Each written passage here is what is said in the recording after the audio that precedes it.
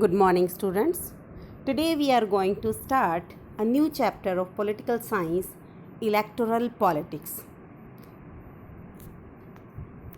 Now let us discuss the chapter electoral politics. We already know what is politics. So let us study about electoral politics. It is a field where we elect our representatives by voting them. The more the votes, the more the chances to win the election.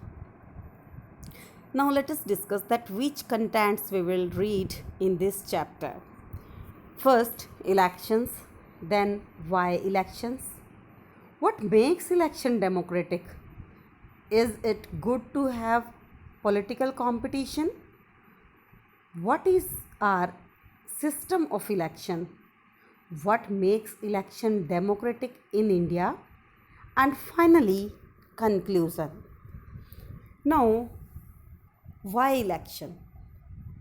Elections can lead to changes in the policy of government. The governor invited can become the chief minister if he is impressed by the speeches.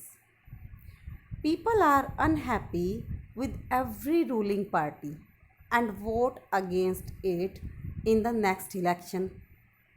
The party that win the election form the government and rule.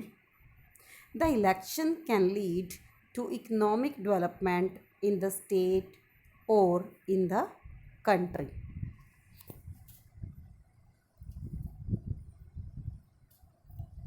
The party need not to have resigned after his party lost election. The country which have elections are said to be democratic.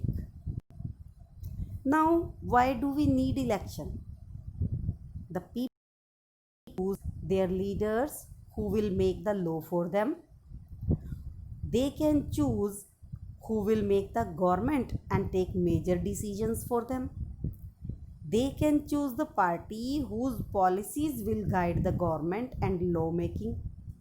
A rule of the people is possible without any election if all the people can sit together every day and take all the decisions.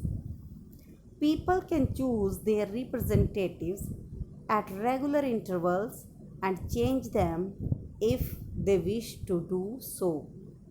So, therefore, elections are considered essential in our lives for any representative democracy.